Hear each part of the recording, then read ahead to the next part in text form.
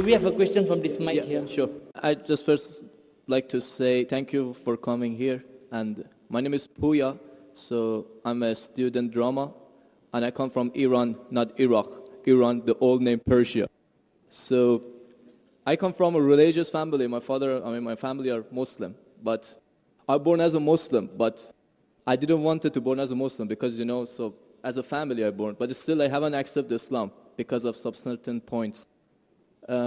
My main question was about the time, like ancient time, back to the 1,000 years ago, when the time the Islam come to my country and we became a Muslim.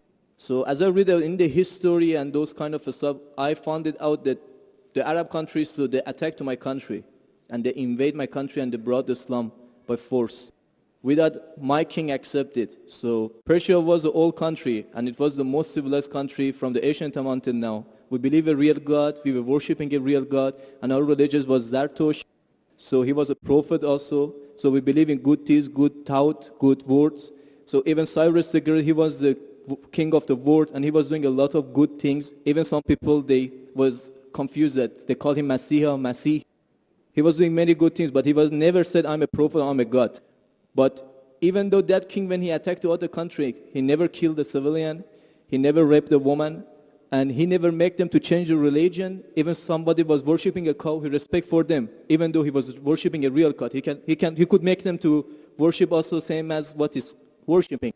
But in the Islam way, if you're going to promote your religion, doesn't mean that you have to force it to somebody else or you have to make them to accept that religion, because human being means freedom. So anyone, they should have a right, human rights. So maybe those people, they didn't want that religion, so why they have to attack and to bring it by force? That was the main question that make my heart a bit to make me to my belief go down. So Brother, are you Parsi? Pardon? Yeah, I'm from Pars. Are you a Parsi? You mean Farsi? Are you a Parsi? Are you a Zoroastrian? No, I'm not following any religion. You don't belong to any religion. I don't believe. But you said your parents were? My parents are Muslim, but because of this confusion and stuff, I never try to follow the religion. I just believe in real God and doing the good things. So you believe in real God and good things. What are the good things? Where do you get the good things from? Good things like I don't harm the others. Whatever I'm doing, not try to harm the others. That's the first thing. As much as you can do the good things, even helping the others, and believe in the real God, not worshipping a stone or leaf or whatever. And I believe God is single. But I didn't. So you have your own philosophy. So you want to bring a new religion. I'm not going to make any religion. I'm just following my brain, because as I know, God gave us a brain. So I didn't make my mind busy by following the books. When I was 10 years old, I was just thinking until now even. So I tried to follow my brain. Thinking, he's saying, God as long as not a stone. Who told you stone is not a God? Anyway, I'll answer your basic question.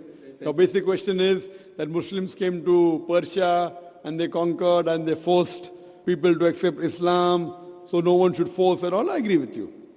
Point to be noted is that today the media promotes that Islam was spread by the sword. I am aware that there are certain black sheep in the Muslim community and there are certain Muslim rulers who did wrong things. But as a whole, Islam was never spread by the sword. Islam was never spread by the sword. It's spread by sword. Sword. Sword means force. Force, yeah. Like you said, now Muslims came and conquered Persia, etc. You see everywhere it's happening. There are wars taking place. But in Islam, it's clearly mentioned in Surah Baqarah, chapter 2, verse number 256. La ikraha fid deen. There's no compulsion in religion. Truth stands out clear from error. What we see today, if we analyze, that we Muslims, we were the lord of the Arab lands for more than 1400 years. For the past 1400 years, the Muslims were the lord of the Arab lands. For a few years the Britishers came, for a few years the French came, but overall the Muslims were the rulers of the Arab land. Yet today, there are more than 9 million Christians who are Coptic Christians. That means they're Christians since generation. If the Muslims wanted, they could have forced each and every non-Muslim to accept Islam at the point of the sword in the Arab land. These more than 9 million Coptic Christians, they are giving Shahada. They are bearing witness that Islam was spread by the sword. We Muslims, we ruled India for more than 1,000 years. We ruled India for more than 1,000 years.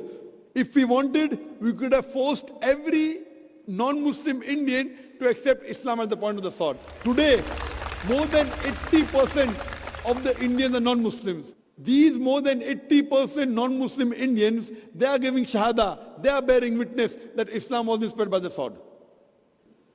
Which Muslim army has come to Indonesia? Indonesia today has the largest number of Muslims in any country, more than 200 million Muslims. In Malaysia, more than 55% of the citizens of Malaysia are Muslim. I am asking you, which Muslim army came to Malaysia? Your country, which Muslim army came? Which Muslim army went to the east coast of Africa? It was the business, it was the traders. When they came here, people accepted this religion. It is the media hype which talks about Islam was spread by the sword. Yes, there were a few people. There were a few black sheep of the Muslim community. Brother, you asked the question, you're listening or you're raising the hand? Okay, sure. You asked the question, you gave the background, I listened to it, and now you want to raise your hand. I have not completed my answer. Okay, sure. Continue. If you ask the question, you should think. Because if you're thinking something, I'm a doctor. If you're thinking, that means you won't hear my answer. If I ask you to repeat, you won't be able to repeat 25%. So when you listen, you should give attention. I'm a doctor. I've done psychology also. So, this is the media hype. If you read Thomas Carlyle, historian, he writes in his book, Heroes and Hero Worship. He puts number one hero prophet as Prophet Muhammad Sallallahu Alaihi Wasallam. He's a Christian.